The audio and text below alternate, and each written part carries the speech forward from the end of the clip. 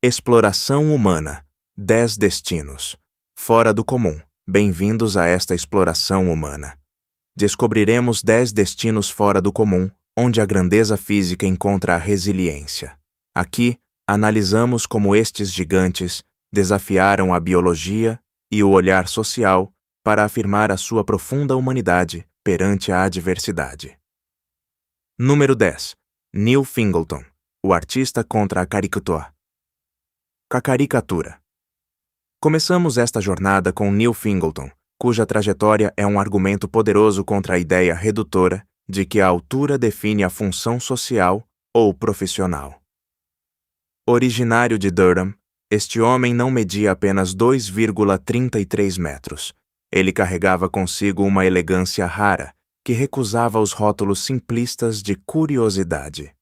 Antes de se tornar um ícone da cultura popular, Neil dominou as quadras de basquetebol nos Estados Unidos, nomeadamente na Universidade da Carolina do Norte e depois na Europa. Utilizava a sua estatura como uma alavanca desportiva, mas a sua verdadeira busca estava noutro lugar, mais intelectual e artístico. Recusava ser visto como uma simples atração mediática. Queria ser um criador de sentido. Ao encarnar Meg, o Poderoso, na série de culto Game of Thrones, ou o temível Fisher King em Doctor Who, provou que a sua estatura não era um disfarce imposto pela natureza, mas sim uma ferramenta de narração complexa. Tinha frequentemente de atuar sob próteses pesadas, transformando o seu próprio sofrimento físico numa performance habitada.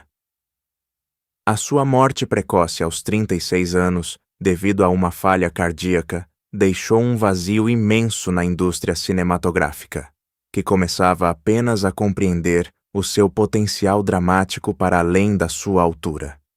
Neil recorda-nos com força que se pode ser um gigante no tamanho, mas é a vontade de se definir pelos seus atos artísticos, em vez da aparência, que nos torna inesquecíveis. Ele transformou o que alguns consideravam uma anomalia biológica numa forma de poesia visual, forçando o público a olhar, finalmente, para o homem sensível escondido atrás do colosso de ferro. Número 9. Afeizagoro, o farol da dignidade nigeriana. O destino de Afeizagoro é uma lição magistral de resiliência social num ambiente urbano frequentemente hostil.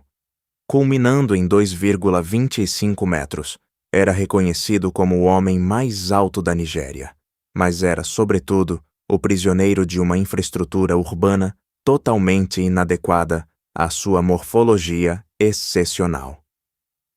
Por trás do seu sorriso público e da sua benevolência natural, Afeez travava um combate argumentado contra a invisibilidade das pessoas fora dos padrões nas políticas públicas do seu país. Imagine a força de caráter necessária para navegar diariamente nas ruas lotadas e caóticas de Lagos, onde cada saída se torna uma parada involuntária e fisicamente exaustiva. Afeez escolheu transformar este fardo cotidiano numa oportunidade de defesa de direitos, tornando-se uma figura respeitada na televisão e nas redes sociais para sensibilizar para as necessidades das pessoas com deficiência. Não se contentava em ser apenas uma imagem. Falava das dificuldades em encontrar um emprego digno quando nenhuma secretária é à sua medida, ou da impossibilidade de utilizar os transportes públicos. No entanto, a realidade biológica era sombria. A acromegalia, essa produção excessiva de hormona do crescimento, corroía lentamente a sua vitalidade e as suas articulações. A sua partida em 2023 comoveu toda uma nação, pois representava aquele colosso benevolente que, apesar das dificuldades estruturais para habitar ou simplesmente encontrar roupa, nunca cedeu ao amargor. A sua história prova que a grandeza de um homem se mede pela sua capacidade de continuar a ser um pilar de positividade para a sua comunidade, mesmo quando as suas próprias pernas têm dificuldade em sustentá-lo. Número 8. Edouard Beaupré, a tragédia do cowboy de Willow Bunch. Viajamos até ao Canadá, do final do século XIX, para analisar o caso pungente de Edouard Beaupré. A sua história é o símbolo mais cruel da exploração de corpos atípicos por uma sociedade industrial ávida de espetáculos sensacionalistas. Edouard, nascido numa família numerosa em Saskatchewan, sonhava com uma vida simples de cowboy, uma existência de liberdade e labor nas vastas pradarias canadianas. Mas aos 17 anos já media 2,15 metros, e o seu crescimento, motor de um sofrimento interno devastador, nunca parou, atingindo finalmente 2,51 metros. Para garantir a sobrevivência financeira da sua família, teve de renunciar aos seus sonhos bucólicos para se tornar o homem forte do circo Barnum e Bailey. Era admirado pela sua força bruta durante digressões mundiais, sendo visto a levantar pesos massivos ou cavalos, mas ignorava-se totalmente a sua solidão abissal e as suas dores crônicas. Edouard era um homem poliglota, falando várias línguas ameríndias e o francês, e possuía uma grande finura de espírito, preso num corpo que se quebrava literalmente sob a pressão do espetáculo e da tuberculose. O seu fim trágico, aos apenas 23 anos, durante a Exposição Universal de Saint-Louis, longe da sua terra natal, é um libelo contra a desumanização.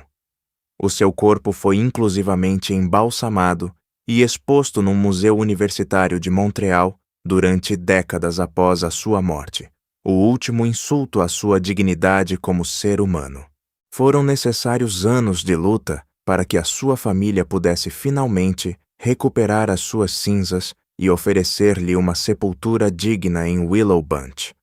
Ele permanece como o símbolo destes gigantes, cujas potências físicas foram aplaudidas, esquecendo-se da alma sensível que habitava aquela carcaça. Número 7. Trinh Equiver, a infância roubada do século de ouro. É necessário recuar ao início do século XVII, em 1616, nos Países Baixos, para conhecer Trinh Equiver. O seu caso ilustra perfeitamente como a história tratou frequentemente o gigantismo como um fenômeno de feira ou um presságio sobrenatural, em vez de uma patologia médica que necessitava de empatia. Aos 9 anos, já atingia a estatura prodigiosa de 2 metros, terminando aqui o seu crescimento fulgurante nos 2,54 metros. Apelidada de The Groot Maid, a menina grande, foi alvo de uma exploração comercial precoce organizada pelos seus próprios pais, que viam nela uma fonte de rendimentos providencial. Numa Europa onde a diferença física era vista ou como uma marca divina ou como um sinal diabólico, Trinh era mostrada a príncipes, embaixadores e curiosos em troca de pagamento. O seu retrato, conservado com cuidado em Eden, é uma peça argumentativa visual fascinante. Vê-se um rosto de criança, ainda imbuído de inocência, enxertado num corpo de titã, vestida com roupas civis, cujas dimensões sublinham a sua estranheza radical. Vêem-se também os seus sapatos, gigantescos, que testemunham a dificuldade de simplesmente vestir uma criança de tal estatura. Morreu com apenas 17 anos, vítima de um corpo que já não passava de uma prisão de carne e osso. A sua história recorda-nos que, por trás do prodígio histórico, esconde-se quase sempre o sofrimento de uma criança privada de normalidade, de brincadeiras e de descanso. É um lembrete cruel de que o gigantismo, antes de ser um recorde nos livros, foi sempre uma doença solitária, devoradora e profundamente incompreendida pelos seus contemporâneos. Número 6.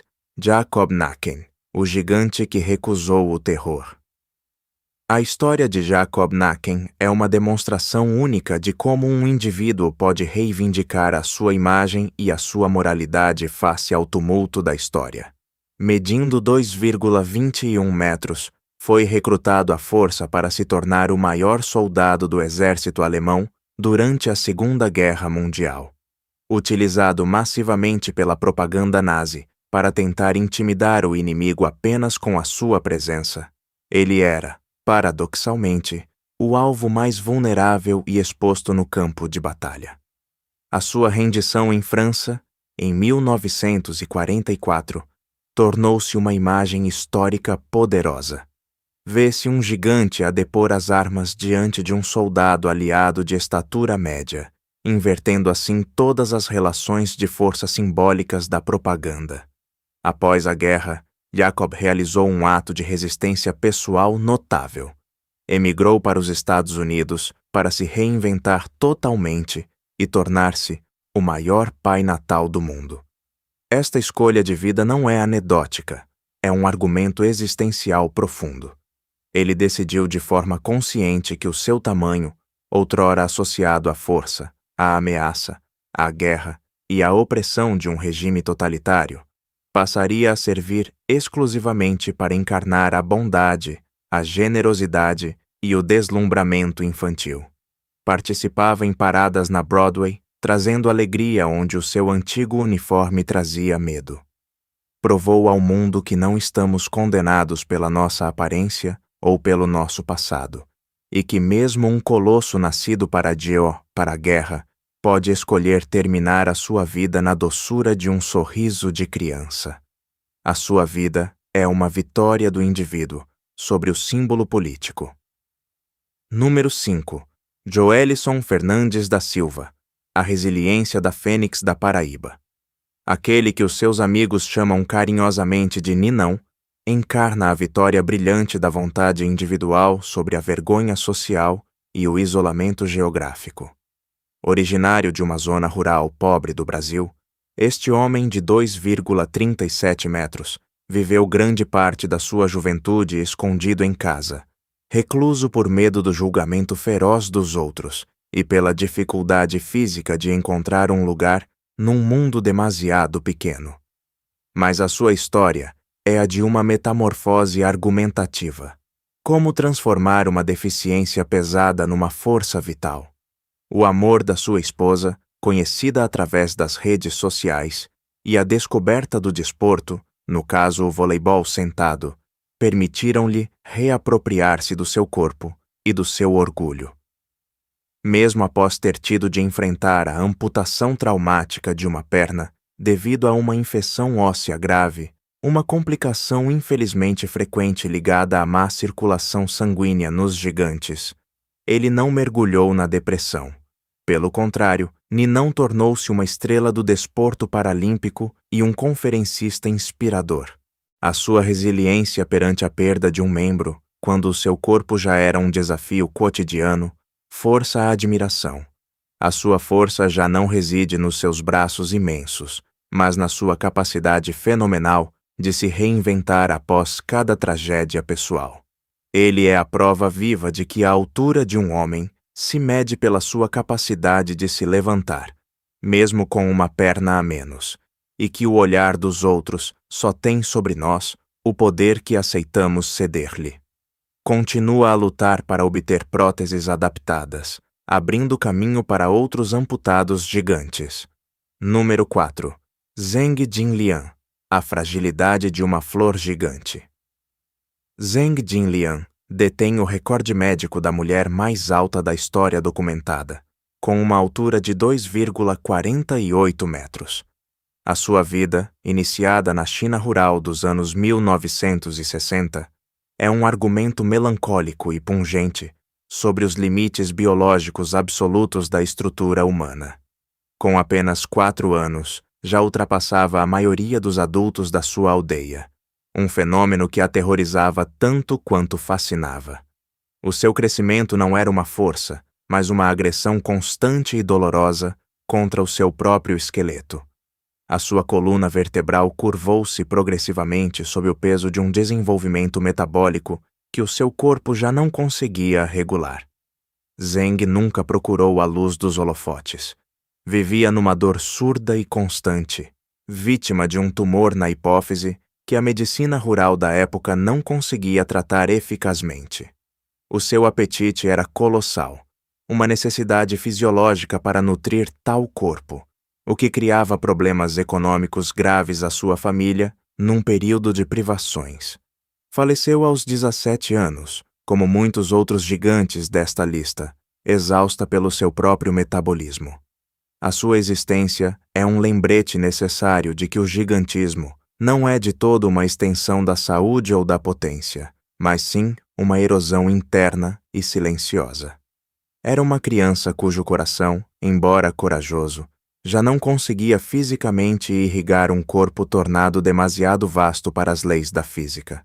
A sua história exige hoje a nossa empatia mais sincera, e não a nossa simples curiosidade voyeurista, pois ela carregou sozinha o peso de uma anomalia monumental.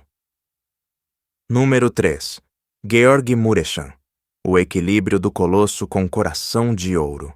Georg Mureșan, com os seus 2,31 metros, oferece um argumento brilhante sobre a possibilidade de atingir a excelência técnica para além da vantagem física bruta.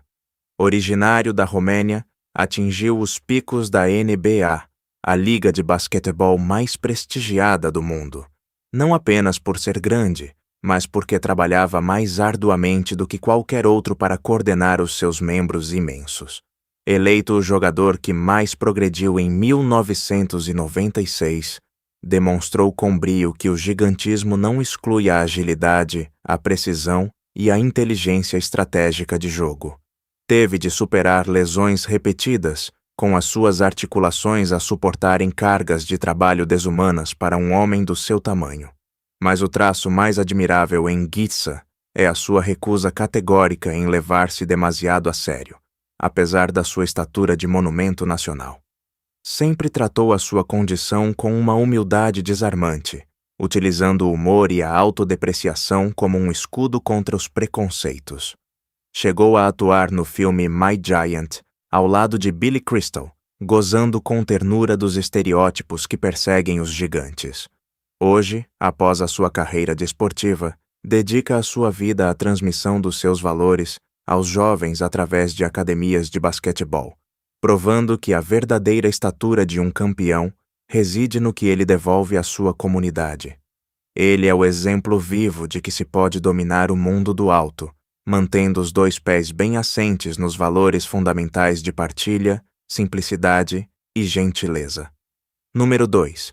Yao Defen, a prisioneira dos cumes. Yao Defen era uma alma cujo sofrimento silencioso ainda clama por justiça. Hoje, com os seus 2,33 metros, carregava o peso de uma solidão exacerbada por uma pobreza extrema. O seu célebre grito do coração: "Por que sou tão grande?" não é uma simples queixa, mas uma interrogação filosófica profunda sobre o destino e a injustiça do nascimento. Yao sofreu de uma negligência médica inicial trágica. Um tumor cerebral não tratado transformou a sua acromegalia num calvário incurável. Na sua pequena aldeia de Anhui, era ao mesmo tempo hipertensão. A sua história é um espelho voltado para a nossa própria crueldade societal. Quantas vezes a sociedade viu nela um simples recorde a bater, antes de ver uma mulher que precisava desesperadamente de cuidados, conforto e compaixão. A sua grandeza física era a sua prisão mais rígida, e o seu silêncio era a única defesa que encontrara contra um mundo que só sabia olhar para ela com espanto, sem nunca procurar vê-la verdadeiramente na sua angústia humana e vulnerabilidade. Número 1. Sultan Kösen, o rei da paz e da ciência. Finalmente, chegamos a Sultan Kösen, o homem mais alto vivo atualmente, com os seus 2,51 metros. O seu caso é o argumento final e portador de esperança desta viagem, o da vitória brilhante da ciência moderna sobre a fatalidade biológica. Em 2012, uma intervenção médica de ponta por radiocirurgia na Universidade da Virgínia finalmente parou seu crescimento contínuo, salvando-lhe literalmente a vida. Sultan não é apenas um detentor de recorde no Guinness Book, é um verdadeiro embaixador da vida. Apesar das muletas necessárias para caminhar e estabilizar as suas articulações frágeis, emana uma serenidade e uma benevolência que forçam o respeito. Casado, viajante incansável, agricultor ligado à sua terra na Turquia, conseguiu transformar o que poderia ter sido uma condenação médica precoce numa plataforma mundial para promover a paz e a amizade entre as culturas. Viaja pelo globo, encontrando-se com crianças e dirigentes, utilizando o seu tamanho para atrair a atenção para causas humanitárias. Calça o número 60 e tem de mandar fabricar as suas camas à medida, um desafio logístico permanente, mas caminha com uma leveza de espírito e uma alegria de viver que poucos normais conseguem atingir. Ele é verdadeiramente o rei dos gigantes, não pela sua altura, mas porque conseguiu a proeza humana suprema, construir uma existência comum, digna e plena, dentro de um corpo extraordinário, provando que a medicina pode finalmente oferecer um futuro àqueles que a natureza parecia ter condenado ao efêmero. Número 11. Momento dos casos imprevistos. Silas era uma lenda esquecida. Em 1895, este colosso de 3 metros estupificava as multidões em feiras misteriosas. Chamavam-lhe o Titã dos Alpes, mas por trás dos seus músculos de aço escondia-se um segredo perturbador que esta foto revela finalmente. Olhem bem para o seu torso. Os médicos afirmavam que ele possuía um segundo coração, fonte de uma energia sobre-humana. Esta anomalia dava-lhe a força para levantar cavalos, enquanto consumia a sua vida a uma velocidade fulgurante. Silas não procurava a glória, mas sim um remédio para melir a sua própria potência. O seu mistério permanece hoje inexplicado. Ao terminar esta jornada, compreendemos que a verdadeira desmesura não está no tamanho, mas na coragem. Estas 10 vidas recordam-nos que atrás de cada silhueta colossal bate um coração que apenas procura ser, finalmente, plenamente reconhecido.